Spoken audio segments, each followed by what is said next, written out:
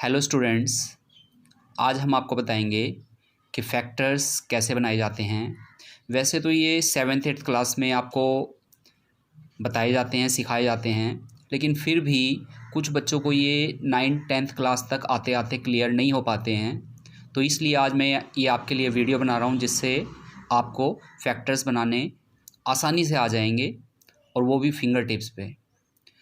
तो 10th class के लिए स्पेशली उनकी जो एक्सरसाइज 2.2 है उसमें फर्स्ट इक्वेशन की फर्स्ट जो सम है इसकी स्टेटमेंट दी हुई है। Find the zeros of the following quadratic polynomials and verify the relationship between the zeros and the coefficient. तो इसके लिए हमारे पास सबसे पहले स्टेटमेंट दी हुई है x² - 2x - 8। तो हम क्या करते हैं, आप ध्यान से देखिए, यहाँ पर x² का कोफिशिएंट 1 है। जब कुछ कोफिशिएंट नहीं होता है तो वो 1 माना जाता है। तो जो हमारा x² का कोफिशिएंट है इसको हम लास्ट वाली जो हमारी कांस्टेंट टर्म है इससे मल्टीप्लाई करेंगे। यानी कि हम 1 को अगर 8 से मल्टीप्लाई करते हैं, 1 को अगर हम 8 से मल्टीप्लाई करते हैं तो हमारा कितना आ जाता है, इसको हम प्रोडक्ट लिख लेते हैं। 1 को हमने 8 से मल्टीप्लाई किया तो हमारा आ गया 8। फर्स्ट टर्म को हमने लास्ट टर्म से मल्टीप्लाई किया, 1 8 जा 8 हमारा प्रोडक्ट आ गई। अब हम लिखते हैं सम हम किसको लिखते हैं, जो हमारी मिडिल टर्म होती है, यानी कि जो x का कोफिशिएंट होता है उसको हम सम लिखते हैं। ये हमारा कितना हो गया, -2। ऐसे ही हमने 1 को -8 से मल्टीप्लाई किया था, 1 को हमने -8 से मल्टीप्लाई किया तो हमारा कितना आया था, -8 आ गया था। अब फैक्टर बनाने के लिए सबसे पहले हमें ये देखना है कि जो हमारी कांस्टेंट टर्म है इसके साथ माइनस है। अगर कांस्टेंट टर्म के साथ माइनस है तो आप ये बात याद रखेंगे कि हमारे जो फैक्टर्स हैं वो सब्ट्रैक्ट करने से बनेंगे, यानी कि माइनस करने से बनेंगे। और अलजेब्रा में माइनस करने का मतलब होता है कि एक टर्म प्लस की आती है और एक टर्म माइनस की आती है। तो यहाँ से देखने से हमें एक बात क्लियर हो गई, माइनस को देखने से, कि फैक्टर्स हमारे सब्ट्रैक्ट करने से बनेंगे, माइनस करने से बनेंगे। और जो हमारे फैक्टर्स हैं उनमें एक टर्म प्लस की होगी, एक टर्म माइनस की होगी, क्योंकि सब्ट्रैक्ट करने का मीनिंग यही होता है कि एक टर्म प्लस और एक टर्म माइनस होती है। और जो हमारी मिडिल टर्म है इसके साथ माइनस दिया हुआ है, इट मीन्स जो हमारी लार्जर टर्म होगी, बड़ी टर्म होगी, उसको हमें माइनस का लिखना है। तो सबसे पहले हम ये देखते हैं 8 हमारा किस टेबल में आता है। तो आप देखिए हमारा 2 के टेबल में 8 आता है, 2 4 जा हो गया 8। 2 के टेबल में 8 आता है, 2 4 जा 8 हो गया। अब अगर हम 4 में से 2 को माइनस करते हैं तो हमारा आता है 2, लेकिन हमें चाहिए -2। तो 4 और 2 को सब्ट्रैक्ट करके -2 कैसे बनेगा, बड़ी टर्म को हमने माइनस का लिखा और छोटी टर्म को हमने प्लस का लिखा। अभी मैंने आपको बताया भी था कि फैक्टर हमारे सब्ट्रैक्ट करने से बनेंगे, तो एक टर्म हमें माइनस की लिखनी है, एक टर्म प्लस की लिखनी है। और बड़े टर्म का साइन हमें कौन सा लिखना है, जो साइन यहाँ पे होगा। तो इसलिए हमने 4 को माइनस लिखा और 2 को प्लस लिखा। 4 - 2 हमारा कितना हो गया, -2। अब अगर आप ध्यान से देखें तो हमारे फैक्टर बने हैं -4 और 2। -4 और 2 को अगर हम मल्टीप्लाई करते हैं तो -8 आता है। -4 में से 2 को सब्ट्रैक्ट करते हैं, -2 आता है। तो 2 4 जा 8, हमें प्रोडक्ट में -8 चाहिए था, -8 आ गया। 4 में से 2 माइनस करते हैं, 2 आ गया, ये हमें -2 चाहिए था। तो फैक्टर हमारा बन गया -4 + 2, -4 + 2। तो हम 1x² को ऐसे ही लिखते हैं। -2x की जगह हम फैक्टर लिखेंगे, हमारे फैक्टर क्या हैं, -4 + 2। तो हम क्या लिखते हैं, -4 + 2। यहाँ पर हम लिख लेते हैं -4x + 2x। -8 को हमने एज इट इज़ लिखा। दोबारा देखिए, फर्स्ट टर्म को हमने ऐसे लिखा, -2x की जगह हमने फैक्टर लिखे हैं, -4x + 2x, -8 ऐसे ही आ गया। यहाँ से x कॉमन लेते हैं। जब x कॉमन लेते हैं x² में से तो यहाँ पे आ गया x, और 4x में से अगर हम x कॉमन लेते हैं तो हमारा कितना बचेगा, 4। दोबारा देखेंगे ध्यान से, x² और 4x में हमारा x कॉमन आता है, हमने x को कॉमन लिया है। x² में से x कॉमन लिया, कितना बचा, x। -4x में से x कॉमन लिया, कितना हो गया, -4 प्लस। अब जो हमारी अगली टर्म है इनमें से 2 कॉमन आता है, 2 हमने कॉमन लिया। जो हमारा प्लस का साइन था, प्लस के साइन को हमने यहाँ पे एज इट इज़ लिखा।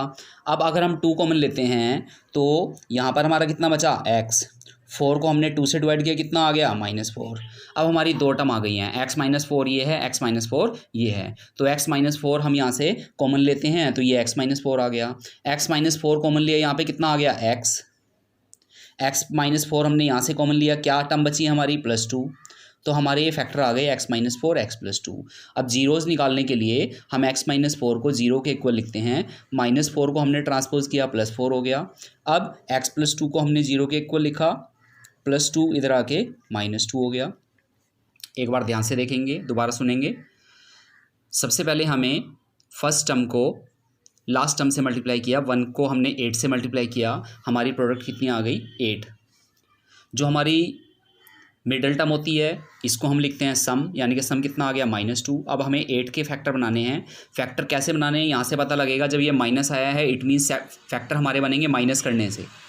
माइनस करके हमारा आना चाहिए -2 एंड मल्टीप्लाई करके आना चाहिए 8। तो अगर हम 2 को 4 से मल्टीप्लाई करते हैं 8 आता है, और 4 में से 2 माइनस करते हैं तो -2 आता है। तो इसलिए हमने यहाँ पर 1x² लिखा, -2x की जगह लिखा हमने -4x + 2x, -8 लास्ट वाली टर्म एज इट इज़ लिखी। यहाँ से हम एक बार दोबारा चेक कर सकते हैं। देखिए 4 में से अगर हम 2 को माइनस करते हैं तो -2 बचता है, 4 को हम 2 से मल्टीप्लाई करते हैं तो 8 आता है, मल्टीप्लाई करके ये आना चाहिए और सब्ट्रैक्ट करके ये आना चाहिए। यहाँ से हमने x कॉमन लिया तो कितना बचा x -4। यहाँ से हमने 2 कॉमन लिया तो कितना बचा x -4। x-4 कॉमन लिया, यहाँ से कितना आ गया x+2। x-4 को इक्वल टू 0, -4 इधर आ गया प्लस का 4, +2 x+2 को इक्वल टू 0 लिखा, +2 इधर आके -2 हो गया। अब देखिए, अब हम ये तो हमारे जीरोज़ आ गए। इसके बाद हम रिलेशन कैसे बना सकते हैं? रिलेशन के लिए हम इसको दोबारा लिख लेते हैं यहाँ पर, जो हमारी इक्वेशन दी हुई है। अब आपको क्या याद रखना है, जो हमारी x² वाली टर्म होती है इसका कोफिशिएंट हम लिखते हैं a, जो हमारी x वाली टर्म होती है इसका कोफिशिएंट लिखते हैं b, और जो हमारी कांस्टेंट टर्म होती है इसका हम कोफिशिएंट लिखते हैं c। तो ये हमारे पास a b c आ गया। अब हम लिखते हैं यहाँ पर सबसे पहले जो हमारे जीरोज़ आए थे, अब इनका हम पहले प्रोडक्ट और सम लिख लेते हैं। प्रोडक्ट ऑफ ज़ीरोज़, हमारे जो जीरोज़ आए थे इनका हम प्रोडक्ट निकालते हैं। जीरोज़ हमारे क्या थे 4 एंड -2, तो 4 और -2 का हम प्रोडक्ट निकालते हैं। 4 2 जा कितना आ गया 8 -8। अब हम लिखते हैं some of zeros, some of zeros कितना कितना है 4 एंड -2। 4 में से 2 को सब्ट्रैक्ट करते हैं, कितना आ गया 2। ये हमारी प्रोडक्ट आ गई एंड ये हमारा सम आ गया। अब हमने जो a b c लिखा था हम पहले लिखते हैं -b/a, minus as it is रहा, b की वैल्यू आ गई -2, a की वैल्यू आ गई 1, माइनस माइनस हो गया हमारा प्लस, 2/1 यानी कि आ गया 2। अब हम लिखते हैं c/a, c हमारा है -8 और a की वैल्यू है 1, -8/1 कितना हो गया 8। अब अगर आप ध्यान से देखें, प्रोडक्ट ऑफ ज़ीरोज़ हमारी आई थी -8 और -c/a हमारा आया है -8, यानी कि प्रोडक्ट ऑफ ज़ीरोज़ किसके इक्वल आई है c/a के। तो हम यहाँ पर लिखेंगे प्रोडक्ट ऑफ ज़ीरोज़ के लिए रिलेशन क्या बनी है c/a।